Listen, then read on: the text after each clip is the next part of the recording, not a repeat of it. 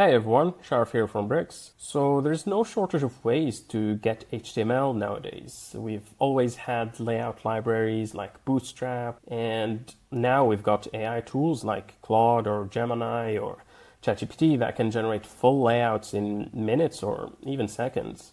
But if you wanted to use any of that in Bricks, you probably had to have a different tab open with a design, and then you try to create it element by element in Bricks.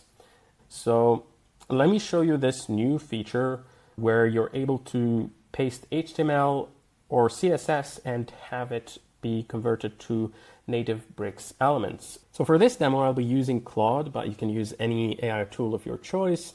There are probably a dozen new tools by the time you watch this video, but I've asked it to generate a single HTML file using HTML and CSS with some guidance on not using any frameworks, some general aesthetic direction, the exact sections to generate, and some requirements like using the BEM class naming methodology. You can experiment with the prompt. There are probably better prompts out there.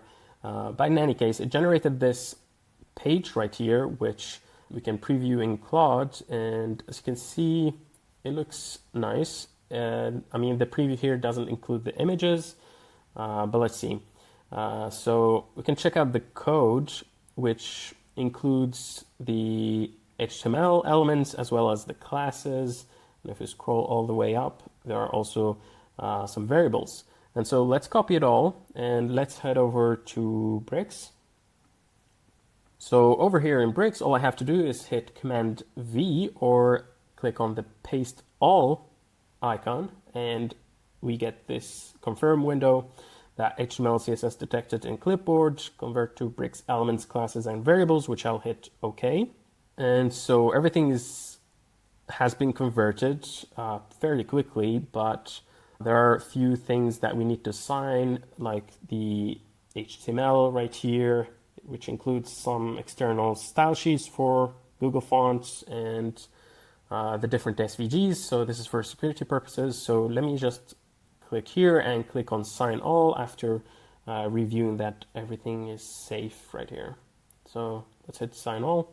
Okay, once everything is signed, I've hit save and reloaded the builder just to make sure that the rendering is accurate. And I can already see that for the most part, this is a pretty good job. It has transformed most elements quite well, but at the same time, it's not pixel perfect like this right here. And the reason is that Bricks ships with its own default styles, and depending on what plugins you're using, they'll also ship their own styles. WordPress core also ships some default styles.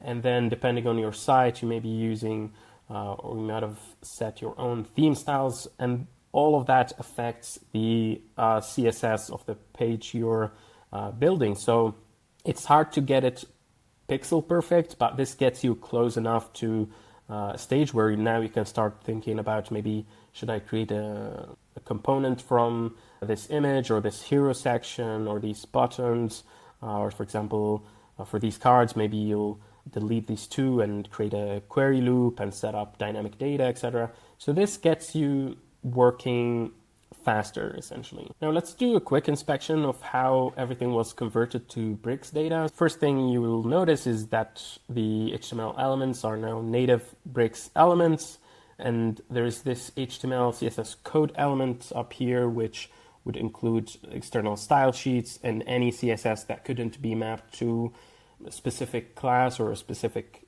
element ID. And then let's check, for example, this div right here, which contains two classes.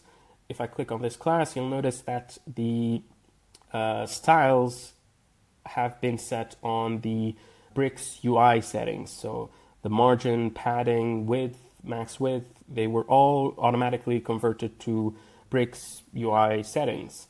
For example, for the hero class, we have some CSS here. So yeah, anything that wouldn't directly map to a Bricks setting would be set as a custom CSS. One thing to note is that under Bricks settings, builder, and then HTML and CSS to Bricks, there's this drop down here where you can control how this feature behaves. So by default, it's going to be enabled with the confirm window on paste.